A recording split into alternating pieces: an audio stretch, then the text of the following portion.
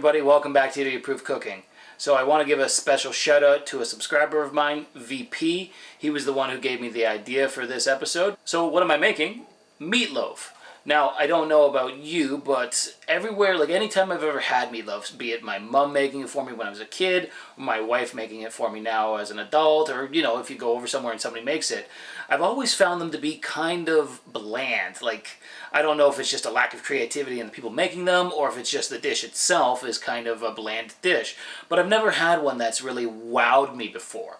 So I'm going to try and make one today that wows me. That's going to be like amazing. And I'm going to experiment with it a little bit and see what I can come up with. So without any further ado, let's get into it. And I'll show you how to make some meatloaf that I think is going to be awesome.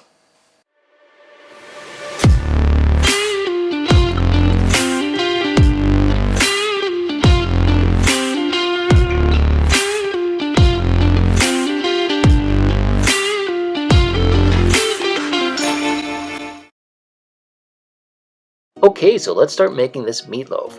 What we're going to do first is talk about the vegetables that we're going to be putting in it. I'm going to use a large carrot, a medium white onion, a couple cloves of garlic, 3 to be exact, and 2 jalapenos. And we're going to dice these all up finely. Starting off with the white onion, I cut it in half before filming, so just dice it up nice and finely, and then once that's done, go and pour it into a bowl. There we go, careful not to spill any. And then go get yourself your carrot and a box grater, because we're going to shred this into strips rather than dice it up. I think that's going to get it nice and fine, like a perfect consistency for the meatloaf. Pour that into the bowl with the onions, and then go get your jalapenos and start cutting these up. Now, I think I've said in the previous video, you should probably wear gloves when cutting them up, because the oils can seep into your skin, and if you touch your skin afterwards, then it will probably light on fire. I forgot to take my own advice. So anyways, remove the seeds from the jalapenos if you don't want them to be too spicy, or you can leave them in if you want it to be super spicy, but then cut those up into fine little pieces just like everything else. Put those into the bowl with the carrots and the onions, and then we're going to quickly pop into the kitchen because we're going to start with the bacon that we're going to be putting in this meatloaf. That's right, I'm going to be using bacon. I think that's going to really make this flavor just pop. So what I have here is 6 strips of thick cut bacon cut into fine strips so that it cooks nicely and incorporates with the rest of the meat. Now what you're going to want to do is fry this on a medium heat just until it starts to cook. Like I said, a couple of minutes, because you want it to lose all of its grease. Like, just cook it to that point where it starts losing its grease, and then get a slotted spoon, pull the bacon out and put it into a separate bowl. We don't want this grease in there because we don't want it in the meatloaf when we're cooking it. So let's start assembling this meatloaf. Get yourself a large mixing bowl and pour in 1 pound of ground chuck. I used 80/20. Pour that into the bowl, and then use a ½ pound of ground pork. Pour that into the bowl as well, and then go get your bacon that you just cooked and pour that into the bowl as well. From there, you're going to want to add in a cup of panko breadcrumbs. Now you can use regular breadcrumbs if you like. I just happen to have the panko breadcrumbs at my house, so that's what I used. After you pour that in, go get all of your cut up vegetables, the carrots, jalapenos, and onions, and pour them in as well. It's pretty straightforward. Like, meatloaf comes together pretty easily. Up next is the cloves of garlic. Now I'm using 3 cloves. You can use less if you don't like garlic. You don't even have to use garlic if you don't like the taste of garlic. Or you can use more if you want it more garlicky. I'm using 3. So mince the garlic into all of that, and then go get yourself 2 eggs to act as a binding agent for all of this. Crack them in, and then I'm going to use 1/3 of a cup of sour cream. Now you can use buttermilk as well, but I like sour cream. It gives a nice tanginess, and this is going to just make this amazing. Nice little tang for this meatloaf. And then you're going to want to add in a tablespoon of Worcestershire sauce. I said it right on the first time. And speaking of thyme, add in a few sprigs of fresh thyme, and then a little bit of fresh parsley. Now you can use the dried stuff if you want, it works just as fine. I just happen to have fresh thyme and fresh parsley at the house. And then you're going to want to add in 2 to 3 tablespoons of ketchup into this, and then a pinch or 2 of kosher salt for some flavor, and then lastly some freshly ground black pepper, as much or as little as you want. Then it's pretty straightforward from here. Start mixing it together. Now I tried to start mixing it with a wooden spoon, and I gave up pretty quickly and decided to just mix this all with my hand. Much easier to do that. The wooden spoon was a dumb choice on my part. So just get in there with your hands and start mixing this all together until it's all incorporated. Then you're going to get yourself a loaf pan and spray it down with some cooking spray.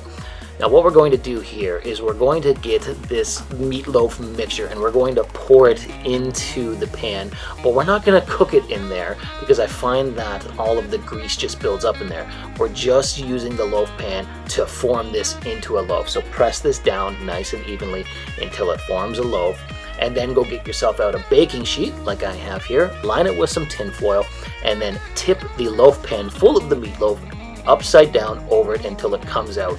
This is going to give it a nice loaf shape instead of you trying to form it with your hands. Haha, look at that. It's a perfect meatloaf shape. So anyways, preheat your oven to 350 degrees Fahrenheit and bake this for about 30 minutes until it registers 150-155 degrees internal temperature. And while it's baking, let's talk about what we're going to use to glaze the meatloaf.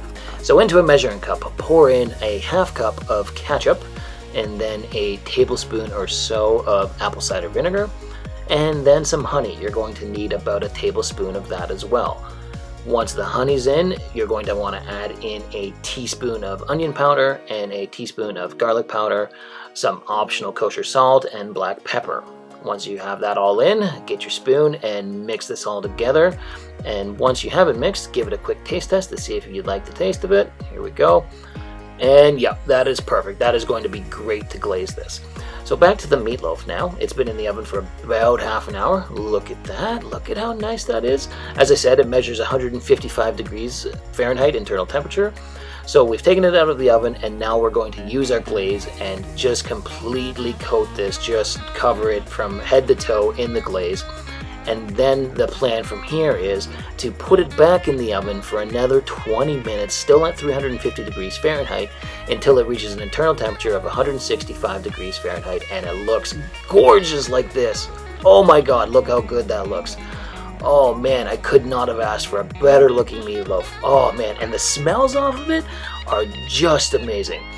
Now what I'm going to do is I'm going to let this sit for about 10 minutes to cool down a little bit before cutting into it. So I've transferred it onto another cutting board, and let me give you another close-up shot here because it is so perfect looking. Oh my god, look at this. So let's cut myself off a piece here. I'm going to take the end piece like always. There we go. Now let me give you a close-up shot of what the innards look like. Look at all the vegetables, and you can see the bacon bits in there. You can see the jalapenos and the carrots. Oh my god, this smells so good. So let's put it on the plate and let's go in for a taste test. I'm excited to try this. Like I said in the intro, I've never had a meatloaf that really wows me, but I think this one's going to. So let's get the fork and go in for a taste test. I'm pretty pumped to try this. So here we go. First bite, and thoughts are, oh man, is that ever good. Holy, that is so good. It's so rich, and the bacon is nice and smoky, and the glaze is perfect. And you know what? The jalapenos aren't even hot. They're just like perfectly flavored in there. Oh, hey, Rose, did you want a bite of this? Yeah, come on in. Come on. Here you go. Here's a bite. Did you want it? Oh, nope. She's clearly not interested.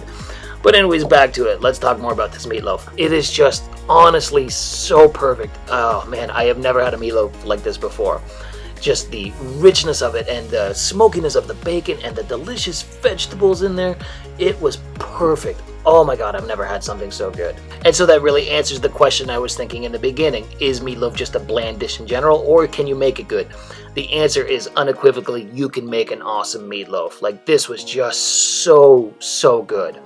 And what I hope you take away from this is just how easy it was to make. It came together with very little effort. But anyways, that's the end of the episode. I hope you like what you saw here today.